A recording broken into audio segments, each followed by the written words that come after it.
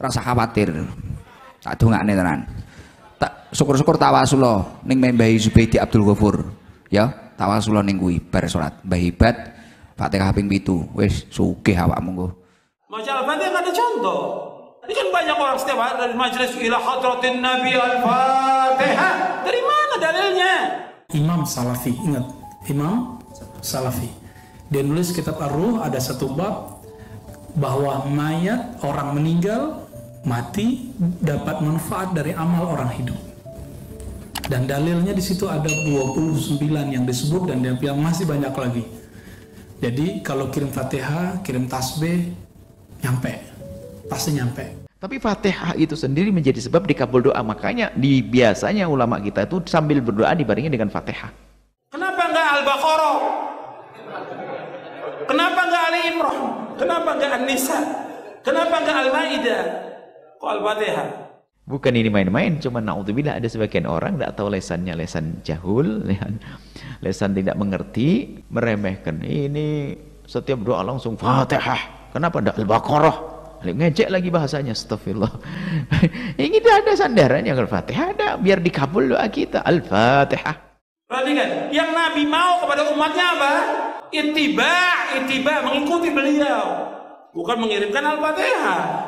Al-Fatihah untuk orang mati nggak ada contoh dan nggak akan sampai. Jadi kalau beragama itu langsung Nabi melakukan enggak. Kalau Nabi enggak, ya jangan dilakukan. Syariat itu tidak hanya yang dilakukan Nabi.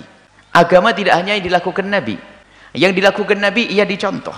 Ada yang diucapkan oleh Nabi, dan yang diucapkan Nabi difahami, ditafsir oleh para ulama menjadi bermacam-macam pemahaman. Nggak ada dalilnya di Quran maupun di hadis Nabi yang sahih. Nggak ada para sahabat kumpul, ayo kita baca Al-Fatihah untuk Nabi. Nggak pernah ada. Nggak ada seluruh riwayat yang demikian dan nggak akan sampai. Fatihah nyampe nggak, Ustaz? Nyampe nggak? Bunga aja nyampe kok. Kirim bunga nyampe nggak? Nyampe ke rumah. Seneng nggak orang di rumah? Seneng. Apalagi kirim Fatihah. Mereka nggak butuh kirim bunga. Mereka butuh kirim doa. Salah satu doa itu dengan baca surah-surah Al-Quran. Sekarang untuk menilai bukan dicocok langsung Nabi melakukan atau tidak, bukan begitu. Itu kalimat yang berlebihan. Ini bertentangan tidak dengan ajaran Nabi. Kalau alasannya Nabi tidak pernah melakukan, alangkah banyaknya keharaman dan semuanya neraka. Artinya bid'ah itu sesuatu yang baru sama agama yang nggak ada contohnya. Kita tanya kepada mereka, mana dalilnya, mana contohnya? Nggak ada. Bukan gitu ya. Nanti kalau penasaran, nah ini udah di mana-mana kita kasih rekomendasi, cari kitab namanya Ar-Ruh, karya Syekhul Islam Ibnu Qayyim, murid Ibnu Taimiyah, Imam Salafi. Ingat, Imam Salafi. Nabi nggak menjelaskan urusan bid'ah, nggak ada bedaan antara dunia sama akhirat. Nabi hanya mengatakan kulla bid'atin dolalah. Nggak ada Nabi mengatakan kulla bid'atin diniyatin dolalah. Nggak begitu Nabi mengatakan kulla bid'atin dolalah. Semua bid'ah dolalah. Ini permasalahan seseorang dikit-dikit langsung yang tidak dilakukan Nabi. Jadi gara-gara pertanyaan seperti tadi itu dari orang yang sok. Jadi Nabi tidak coba. Pernah ada tahlilan? Pernah ada tawasulan? Terus apa lagi? Pernah ada selamatan? Kadang-kadang orang sudah meninggal dibacakan Quran. Orang disuruh membaca Al-Quran di mana? Di rumah, bukan di kuburan. Kalau itu bid'ah, jelas. Jadi ini masalah khilafiyah tentang baca Quran di kuburan.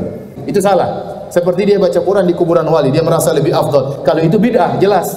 Bid'ahnya bukan bid'ah yang ini, tapi ada idhofiyah. Ini mulai mengarang lagi. Jadi kayak mencari-cari. Pokoknya kalau tidak masuk neraka nggak boleh. Kalau tidak masuk di sini, jarum di sini. Ini adalah orang sakit yang dia tuh sebetulnya, naudzubillah ya, yang mengatakan anti tahlil dan sebagainya. Ternyata dia telah berantem dengan gurunya sendiri. Ulama dari masa ke masa membahas masalah ihda'ut thawabi, menghadiahkan pahala kepada orang yang meninggal itu. Kadang disebut tahlilan, kadang ihda'ut thawab. Berarti dia tidak ngerti masalah ihda'ut thawab. Suruh bahas, cari judul ihda'ut thawab, menghadiahkan pahala. Bahkan orang yang sangat diagungkan oleh orang yang anti tahlil, imam mereka memperkenankan dengan terang-terangan. Membaca Al-Quran di kuburan termasuk mengada-ada dalam agama. Tidak pernah dicontohkan oleh Rasulullah SAW, tidak pula oleh para sahabat beliau. Adapun baca Quran atau ibadah-ibadah zikir-zikir di kuburan, maka pendapat yang lebih kuat tidak disyariatkan. Fatihah sampai atau tidak itu bukan perbedaan NU Muhammadiyah, tapi perbedaan faham atau tidak faham, mengerti dalil atau tidak mengerti dalil. Idza matal insan inqata'a 'amaluhu illa min thalath. Jika meninggal seorang manusia, maka terputus semua amalnya kecuali 3. Orang Arab kalau ngomong illa min thalath, itu bukan lil hasr, bukan menunjukkan pembatasan, itu cuma contoh. Karena di hadis Imam Tirmizi dan Ibnu Majah disebutkan lebih dari 3. Maka digabungkanlah oleh Imam Asyuti menjadi 11 macam. Apakah sampai? Kita pakai saja pendapat Imam Ibnu Qayyim setelah mengumpulkan lebih dari 20 dalil, bahkan 29 di situ ya. Usul sawabil qiraah lil mayyit, bahwa ahli hadis dan jumhur ahli sunnah mengatakan sampai kepada ahli mayyit. Baca Quran di kuburan nggak ada contoh dari Nabi SAW, nggak ada contoh dari sahabat. Karena kuburan bukan tempat ibadah, kuburan bukan tempat ibadah. Jadi yang diperkenankan itu bukan harus sesuatu yang memang pernah dilakukan Nabi, tapi Nabi secara umum mengizinkan. Coba kalau di dalam tahlilan itu apa sih di dalamnya? Di dalamnya adalah bagaimana biasakanlah kamu itu untuk bisa memberikan sedekah. Sedekah itu pasti diterima. Kemudian berdoa. Jadi tahlilan itu isinya apa? Apakah diajarkan Nabi? Masalah dilakukan di depan Nabi atau tidak? Ini bukan sesuatu harus, sesuatu kebaikan yang ada hari ini tidak harus pernah dilakukan pada zaman Nabi. Tapi mungkin Nabi mengisyaratkan, Nabi memerintahkan terang-terangan, atau Nabi mengisyaratkan dalam satu dalil umum. Bisa?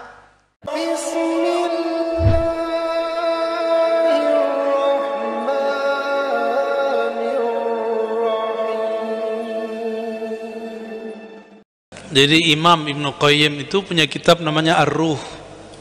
Jangankan sedekah duit, Bapak kirim Fatihah aja, itu ada perdebatan ulama. Kita kirim Fatihah nih orang tua kita kan 2. Kata Imam Ibnu Qayyim, Imam Ibnu Qayyim ini imamnya kelompok sebelah Pak. Tapi giliran bab ini dia nggak ngikut imamnya. Kita aja ngikut ya. Apa pembahasan dia? Apakah Fatihah yang kita baca itu dibagi 2? Kalau yang kita kirim 4 dibagi 4, atau masing-masing dapat 1 Fatihah? Ternyata ulama kita beda pendapat. Terus yang membaca dapat nggak? Nah, ini yang orang tidak faham. Sholawat, zikir, apapun itu kalau dikirim, dia kayak cahaya matahari.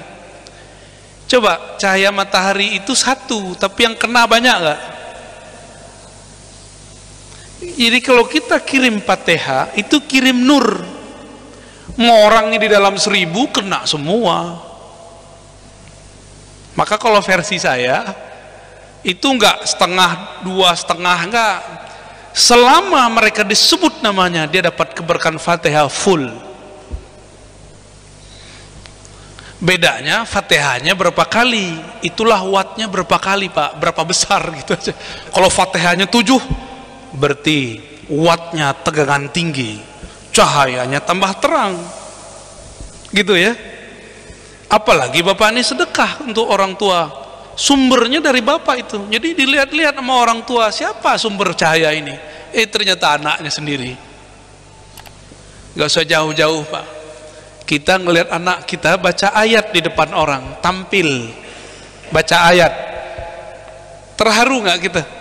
Terharu. Apalagi sekarang Bapak bersedekah atas nama dia. Jangankan di akhirat, jangankan di alam barzakh, kita nih si fulan sedekah, seneng nggak? Manusiawi Pak, seneng ya, manusiawi, seneng disebut-sebut namanya. Apalagi di alam barzakh. Itu di alam barzakh tuh kayak orang kayak di komplek. Kan kuburan itu samping-sampingan. Jika ada yang dapat kiriman, itu yang lain belum. Maka senangnya mereka kalau duduk jika dikubur di samping orang soleh, apalagi wali-wali Allah. Itu mereka dapat percikan. Karena wali-wali Allah itu, jika didoakan murid-muridnya, kekasih-kekasihnya, itu terbawa orang-orang sekitarnya. Itu juga sebabnya kenapa orang-orang yang soleh itu tidak mau dikubur dekat-dekat orang yang kafir. Maka makruh nanam orang non muslim di pemakaman muslim, karena bikin ganggu yang lain. Ntar dia lagi seksa kan, yang lain terganggu Pak. Serius. Jadi di sono tuh udah kayak komplek udah ya. Ada yang tiap hari dia teriak-teriak. Gimana kalau kita punya tetangga teriak-teriak disiksa orang terus, terganggu ya. Itu bukan main-main Pak, saya bukan lagi dongeng, ini asli ya. Bacalah kitab-kitabnya ya, kitab Tazkirah Imam Qurtubi itu cerita tentang itu. Jadi Bapak nggak usah khawatir, yang Bapak sedekahkan itu dapat full, bahkan kalau ikhlasnya tinggi dikali 700. Ikhlasnya tak terbatas, maka keberkahannya pun tidak terbatas.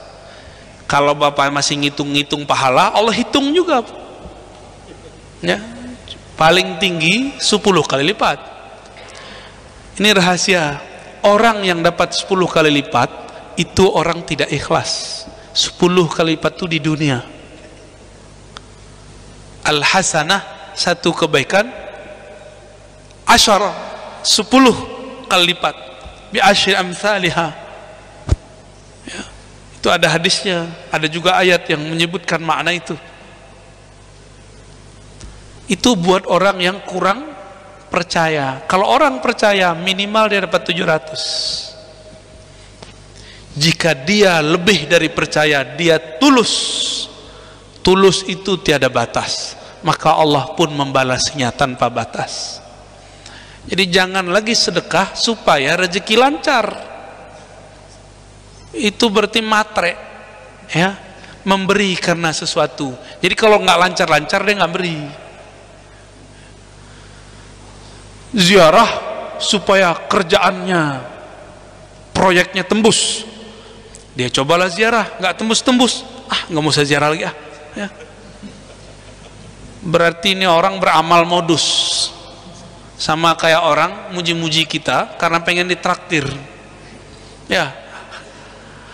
Coba tulus, itu unlimited Pak balasannya dari Allah, karena Allah itu bi ghairi hisab, membalas seseorang itu nggak ada hitung-hitungannya, jor-joran Allah ngasih.